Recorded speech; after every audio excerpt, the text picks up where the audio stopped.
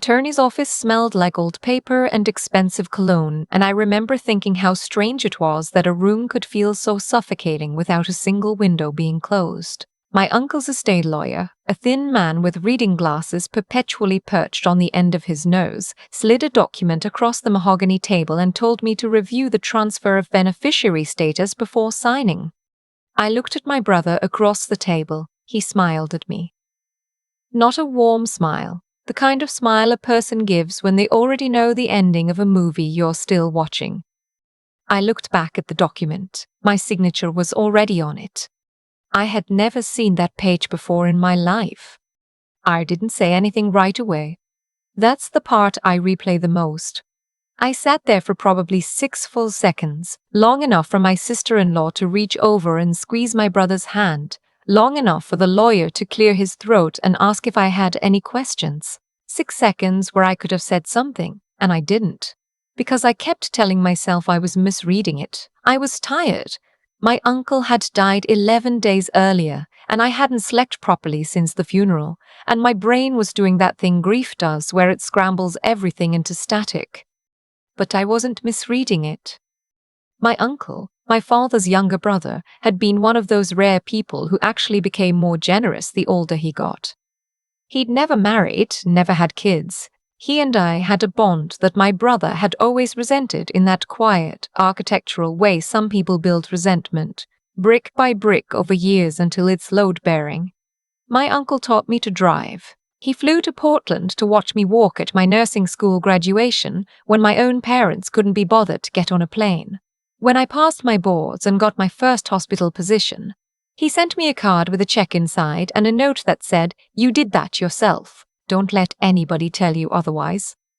His estate was substantial. He'd been careful with money his entire adult life, lived modestly, invested quietly. The total value that his lawyer had outlined in the initial family communication was somewhere north of $480,000. He had left it split between me and my brother, 60-40 in my favor, because he had told me once over coffee in his kitchen in Tucson that my brother had never needed a reason to feel entitled, and he wasn't going to give him one from beyond the grave. He'd said it like a joke, but I think he meant it. What the document on the table in front of me showed was that 11 days before my uncle died, while he was sedated in a hospice facility in Scottsdale, and I was driving 14 hours to get there in time, a notarized amendment had been filed changing the beneficiary structure of his living trust. The amended version gave my brother sole control as trustee and reduced my share to a token disbursement of $15,000.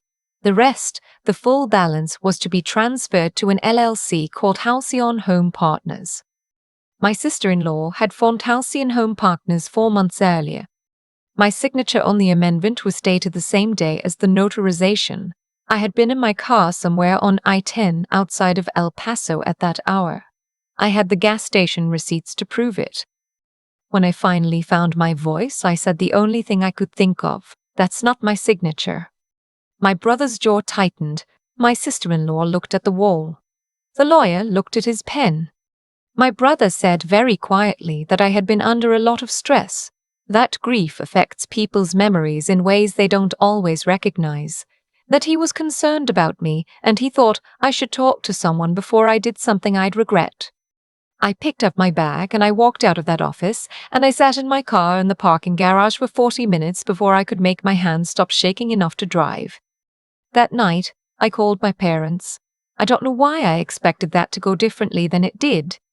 My father listened to everything I said, and then he was quiet for a moment, and then he said, "Your brother worked hard to manage everything after the diagnosis. You weren't here."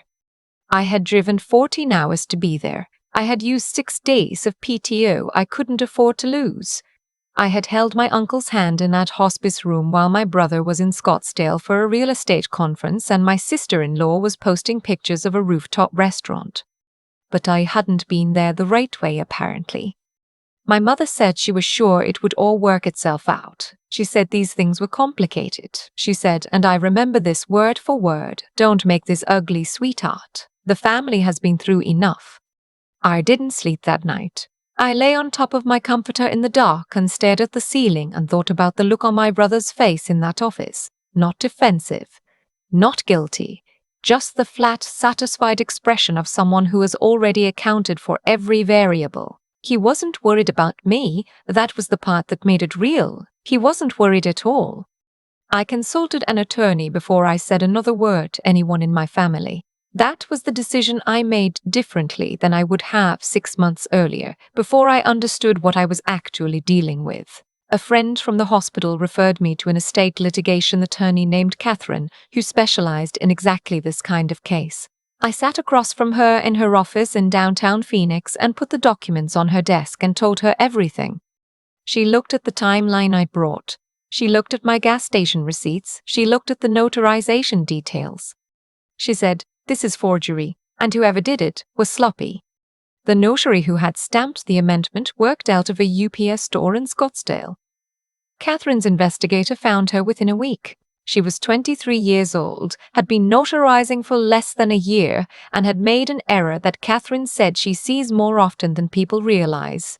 The notary acknowledgement listed the wrong county. The document had been notarized as if it were executed in Maricopa County, but the UPS store was just across the line into Pinal County. A small error. Easy to miss if you're not looking. Impossible to explain away once someone is. The notary, when contacted, initially said she remembered the signing clearly. When Catherine's investigator showed her a photo of me and asked if that was the woman who had signed, she went very quiet. Because it wasn't me, it was a woman she described as taller, with dark hair. My sister-in-law has dark hair. She is 3 inches taller than me. While all of this was unfolding, my brother was moving fast. Halcyon Home Partners made its first acquisition, a duplex in Tempe, within 3 weeks of the trust amendment being filed. He had used the inherited funds as a down payment before probate had even formally closed, which Catherine told me was either reckless or intentional, and in her experience with people like my brother, it was usually both. He was also working other angles. I found that out when I showed up to my shift at the hospital one Thursday morning and my charge nurse pulled me into a side room before I could even put my badge on. She didn't want to be the one telling me, she said, but the hospital's HR department had received a letter. It was from a family attorney, my brother's attorney, and it outlined what it called a pattern of concerning behavior I had allegedly exhibited during my uncle's final weeks. It claimed I had pressured my uncle to modify his estate documents. It claimed I had made threats. It said my family was worried about my fitness for work in a high-stakes medical environment, given what they described as my deteriorating emotional state. I read that letter standing in a supply closet with the door closed, and I felt something go cold in my chest that took a long time to thaw. I had done everything right. I had been the one who showed up. And he was going to burn my career down as insurance, just in case. My charge nurse, to her credit, told me she thought it was garbage and that she told HR as much. But there was a process now. There was an investigation. And in a hospital, with patients and liability and licensing boards, even a frivolous complaint has weight until it doesn't. Within 48 hours, my brother had also contacted my landlord. I was renting a house from a private owner and told him, I later learned, that I was under investigation for financial elder abuse and that he should be aware given that I was a renter in his property. My landlord called me, confused and uneasy, asking what was going on. I want to be precise about what it feels like to have someone do this to you. Because I've heard people say I can't imagine, and I want them to be able to imagine it, even a little. It feels like the floor has been replaced with something that looks exactly like floor but gives way every time you put weight on it. Every institution you've trusted, every professional relationship you've built, every small piece of stability you've constructed over years of careful work, suddenly all of it is in question. Not because you did anything, because someone who shares your blood decided your life was a resource to be managed. I didn't fall apart. I want to say that clearly, because it would be easy to read this and assume I did. I cried once, in my car, in a parking lot, for about 4 minutes. And then I stopped, because I didn't have the time.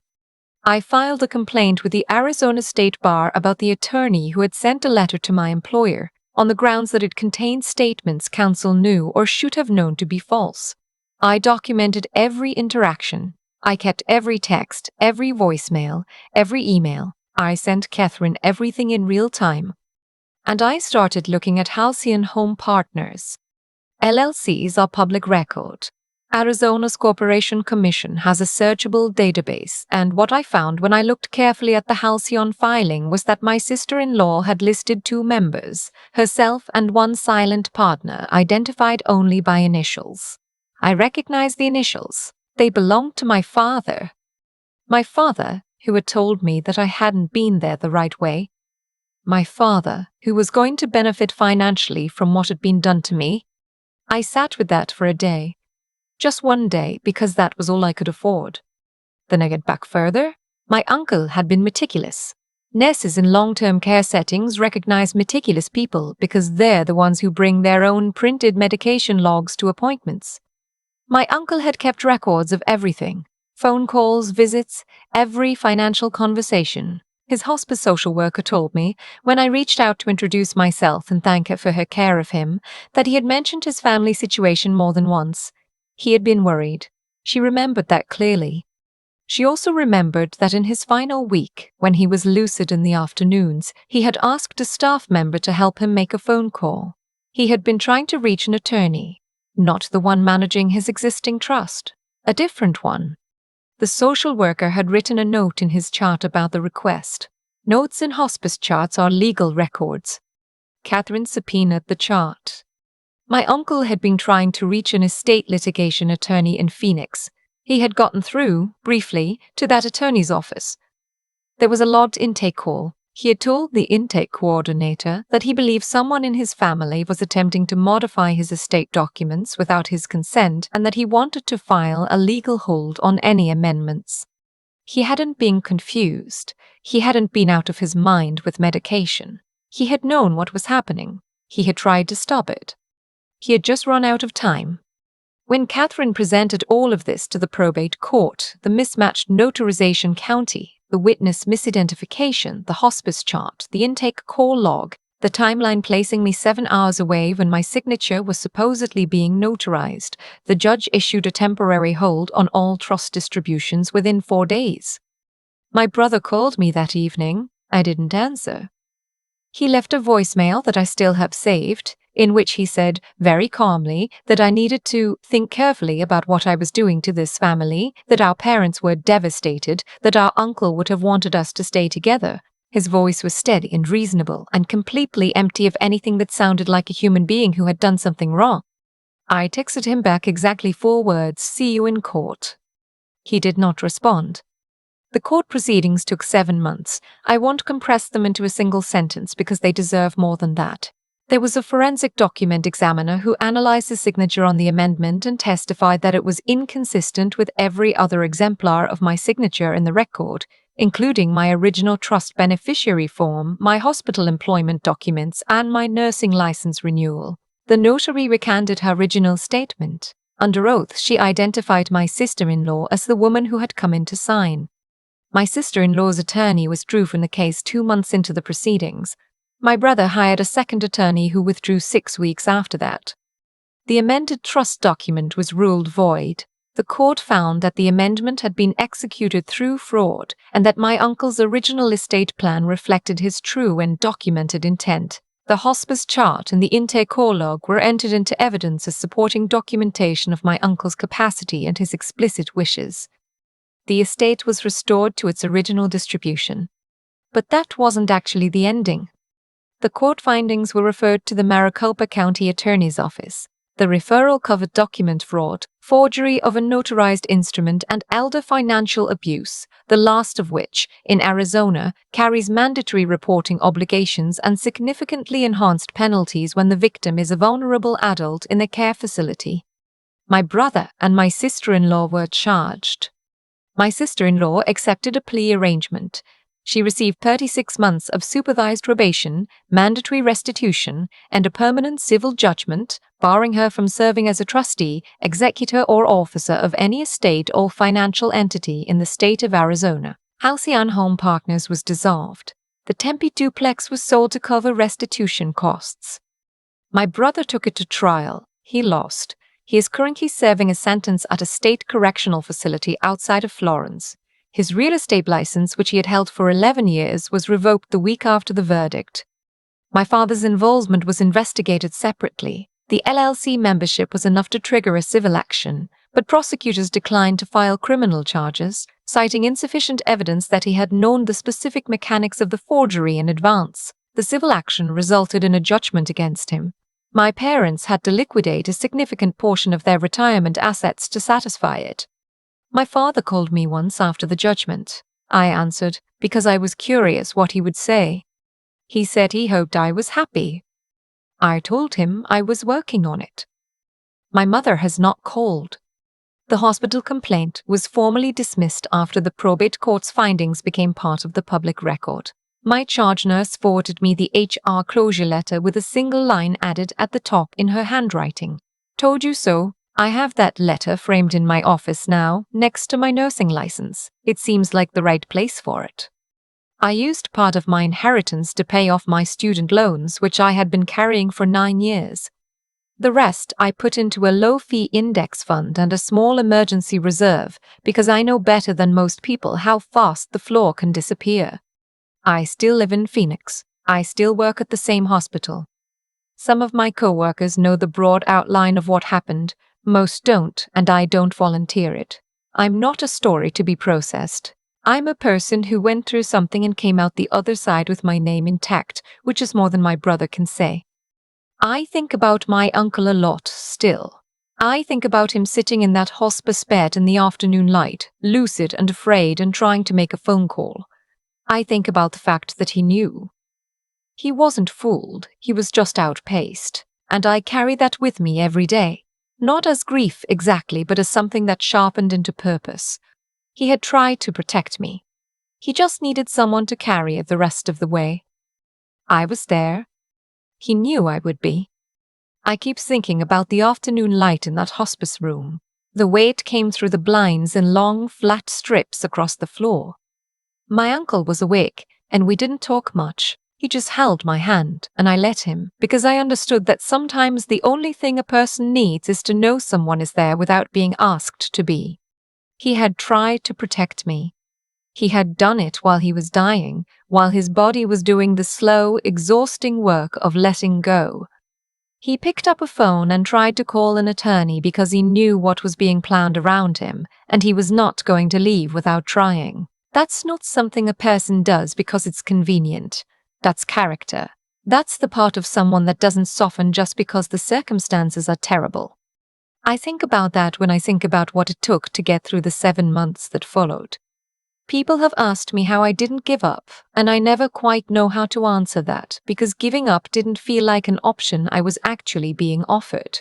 It felt more like my uncle hadn't given up, even at the end, even when giving up would have been so much easier.